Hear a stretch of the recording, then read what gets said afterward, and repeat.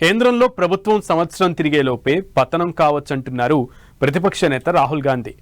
BJP ఆధ్వర్యంలో నడుస్తున్నది సంకీర్ణ ప్రభుత్వమే అయినా మిత్రపక్షాలతో ఇబ్బందులేం లేవు. పైగా అలయన్స్ పార్టీలకు బీజేపీనే ఎక్కువ గౌరవం ఇస్తుందంటూ ఆ పార్టీలే చెప్పుకుంటాయి. మరి రాహుల్ గాంధీ ఏ లాజిక్తో ఈ మాట అంటున్నారు? ఏదో మాట వరుసకే అన్నారా, లేక కాక్రోచ్ జనతా పార్టీ అనే యూత్ మూవ్మెంట్ నిజంగానే కేంద్రానికి వ్యతిరేకంగా పెద్ద ఉద్యమం తీసుకువస్తుందనే అంచనాతో ఉన్నారా? Take a look.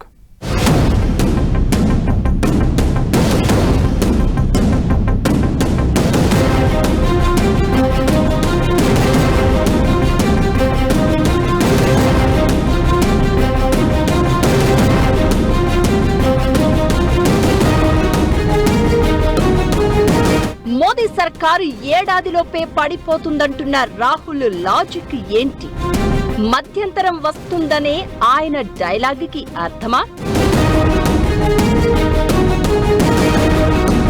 లేక జనం తిరుగుబాటు చేస్తారంటారా? ఏ కోణంలో ప్రతిపక్ష నేత ఇంత పెద్ద కామెంట్ చేశారు? ధరలు పెరగడం నిజమే, జనం గగ్గోలు పెడుతున్నది నిజమే. కానీ ప్రభుత్వం పడిపోయేంతగా ఏం జరగలేదే. బీజేపీ చెబుతున్నట్లు ఏదైనా కుట్ర జరిగే అవకాశం ఎంత?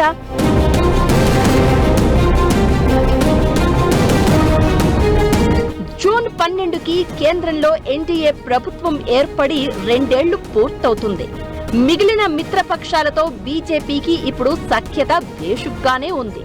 అయినా కూడా ప్రతిపక్ష నేత రాహుల్ గాంధీ మోదీ ప్రభుత్వం ఇంకో ఏడాది కంటే ఎక్కువ రోజులు ఉండదు అని ప్రకటించారు.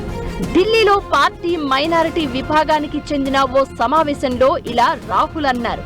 అంతేకాదు, మైనారిటీ వర్గాలనే పేరు బదులుగా ఇకపై ముస్లింల సమస్యలపైనే ప్రస్తావించాలని కోరారు.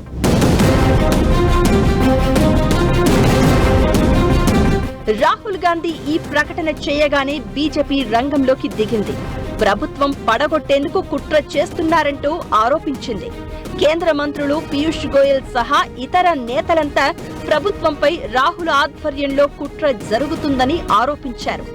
డైరెక్ట్ ఫైట్ లో ఓడించలేమని అర్థమైంది కాబట్టే విదేశీ శక్తుల సహాయం కూడా తీసుకుంటున్నారంటూ పీయూష్ గోయల్ తన ఎక్స్ అకౌంట్ లో ట్వీట్ చేశారు.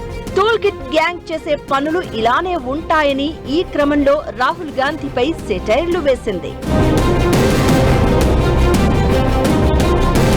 అయితే రాహుల్ గాంధీ ఇవి యథాలాపంగా అన్నారా, లేక ఇండియా బ్లాక్ కూటమి ఇందుకోసం సీరియస్ గా ఏదైనా వర్కౌట్ చేస్తుందా అన్నది కూడా చూడాలి. ప్రతిపక్ష నేతగా ప్రత్యర్థి పార్టీలపై విమర్శలు, ఆరోపణలు మామూలే. కానీ ఇలా సంకీర్ణ ప్రభుత్వం ఏడాదిలోపు పడిపోతుందని చెప్పడం వెనుక ఇంకేదైనా అంతరార్థం ఉందా? గత కొద్ది రోజులుగా గల్ఫ్ వార్ సంక్షోభంతో ఇంధన ధరలను పెంచుతోంది కేంద్రం. దీనిపై ఎవరూ సానుకూలంగా ఉండరు. కానీ రోడ్లపైకి వచ్చి ప్రభుత్వాలను కూల్చే స్థాయిలో ఆందోళనలైతే లేవు. ఈ మధ్యనే జరిగిన నీట్ పరీక్ష లీక్ కావడంపై మాత్రం దేశవ్యాప్తంగా విద్యార్థి లోకం రగిలిపోతోంది. ఇదే పాయింట్ ని రాహుల్ గాంధీ పట్టుకున్నారు. ఓవైపు దేశంలో యువత రోడ్డెక్కుతూ ఉంటే మోదీ ఇటలీ వెళ్లి రీల్స్ చేసుకుంటున్నారు అంటూ తీవ్ర స్థాయిలో ధ్వజమెత్తారు.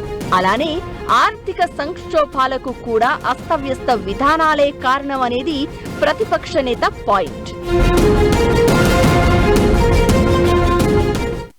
ఫేర్గా చూడాలంటే 2024 ఎలక్షన్ తర్వాత బీజేపీ ఆ రిజల్ట్ సరిగ్గా రాలేదు. కానీ దాని తర్వాత ముఖ్యమైన రాష్ట్రాలు మహారాష్ట్ర, హర్యానా, బెంగాల్, అస్సాం ఈ అన్ని రాష్ట్రాలు బీజేపీ గెలిచింది. అందువల్ల ఎవరైనా చూస్తే ఇంకా బలానికి మోడీ ప్రభుత్వం వెళ్తుంది, కానీ వీక్ అయిపోతుందని ఎవరు అనుకోరు.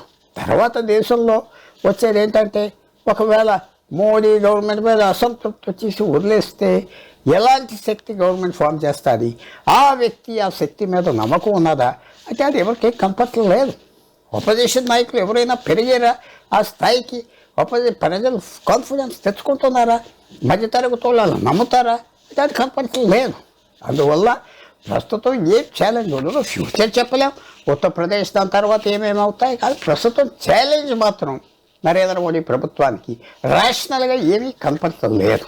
అయితే బీజేపీ మాత్రం రాహుల్ గాంధీ కామెంట్లను మరో కోణంలో చూస్తోంది. ముస్లిం ఓట్ బ్యాంకును కాపాడుకునేందుకే ప్రస్తుతం కాంగ్రెస్ ప్రయత్నిస్తోంది అంటున్నారు. అందుకే ఇకపై మైనారిటీ వర్గాల రక్షణ బదులుగా డైరెక్ట్ గా ముస్లింల సమస్యలనే ప్రస్తావించాలని చెప్పారు అంటున్నారు. కేరళంలో ఇండియన్ యూనియన్ ముస్లిం లీగ్ మద్దతుతో యూడీఎఫ్ అధికార పీఠం చేపట్టింది. అసోం ఎన్నికల్లో కాంగ్రెస్ గెలిచిన 19 మంది ఎమ్మెల్యేలలో 18 మంది ముస్లింలే. వచ్చే ఏడాది యూపీ, గుజరాత్, పంజాబ్తో పాటు ఉత్తరాఖండ్, గోవా, మణిపూర్, హిమాచల్ ప్రదేశ్ అసెంబ్లీలకు ఎన్నికలు జరగనున్నాయి. ఈ నేపథ్యంలో ముస్లింలు, ఎస్సీలకు దగ్గరయ్యేందుకే ఈ కొత్త స్లోగన్ అందుకున్నట్లు చెప్తున్నారు.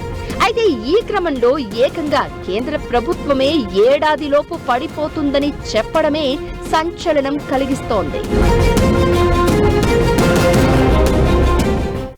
కేవలం కేరళలో గెలిచిన ఉత్సాహం, తమిళనాడులో ప్రభుత్వంలో చేరిన ప్రోత్సాహమే రాహుల్ గాంధీ నోటి వెంట ఇలాంటి మాటలు పలికేలా చేసిందా?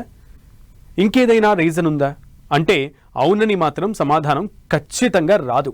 ఎందుకంటే ఆపై ఎన్నికలలోనూ తామే గెలుస్తామని బీజేపీ ఘంటాపథంగా చెప్తుంటే చిన్నపాటి విజయాలతోనే కేంద్రం పడిపోతుందని చెప్పడం రాహుల్ అవివేకానికి నిదర్శనమని కేంద్ర పెద్దలు ఫైర్ అవుతున్నారు. రాజకీయాల్లో ఏదైనా సాధ్యమే అన్నది నిజమే, కానీ ముందసలు ఇండియా బ్లాక్ పార్టీలు కలిసికట్టుగా ఒక్కసారైనా భేటీ అయితే కదా సర్కారు పడిపోవడం గురించి మాట్లాడాల్సింది. అయితే ఈ మధ్యనే వచ్చిన అసెంబ్లీ ఎన్నికల ఫలితాల తర్వాత పార్టీల పునరీకరణ జరుగుతుందన్నది మాత్రం నిజం.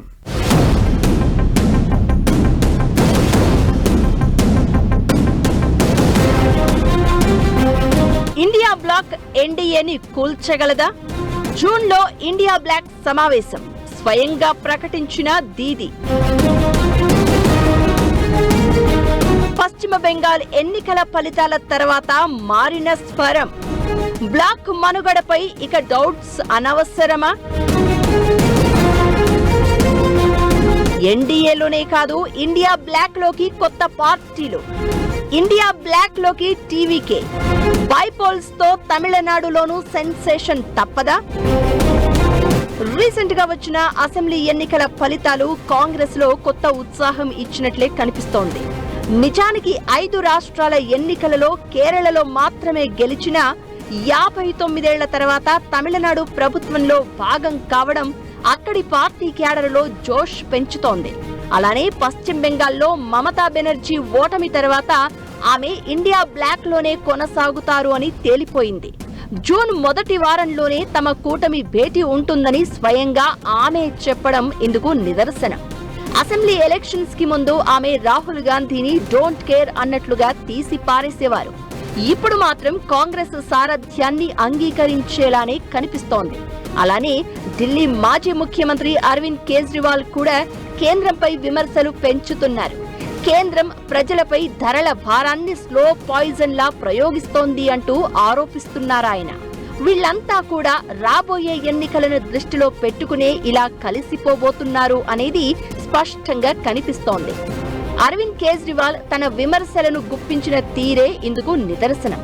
ధరల పెరుగుదలలే కాకుండా దేశంలోని పలు ప్రాంతాల్లో ఇంధన కొరత ఏర్పడిందని కేజ్రీవాల్ ఆరోపించారు. గుజరాత్ లో డీజిల్ కోసం పెట్రోల్ పంపుల వద్ద ట్రాక్టర్ల సుదీర్ఘ క్యూలు ఉన్నాయని, ఉత్తరప్రదేశ్ లోని గోరఖ్పూర్, మహారాష్ట్రలోని ఆకోలా, బుల్దానా వంటి ప్రాంతాలలో కూడా ఇంధనం, గ్యాస్ కోసం ప్రజలు ఇబ్బందులు పడుతున్నారని ఈ మేరకు కొన్ని వీడియో క్లిప్లను కేజ్రీవాల్ రిలీజ్ చేశారు. ఈ రాష్ట్రాల్లోనే ఎన్నికలు రానుండడం గమనించాలి.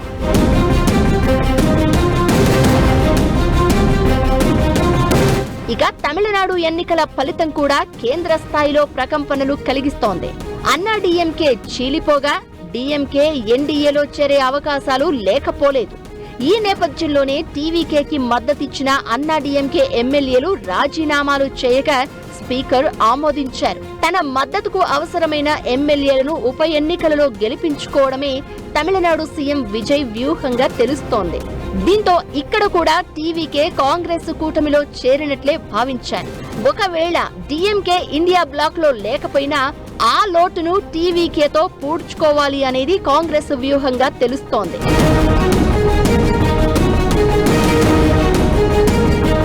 ఈ పరిణామాలన్నీ కాంగ్రెస్ అగ్రనేతలో కాస్త ఉత్సాహం నింపేదే అయినా ఏడాదిలోపు మోదీ సర్కారు పడిపోవాలంటే ఎన్డీఏ పార్టీలో 2 పెద్ద పార్టీలు మద్దతు ఉపసంహరించుకోవాలి.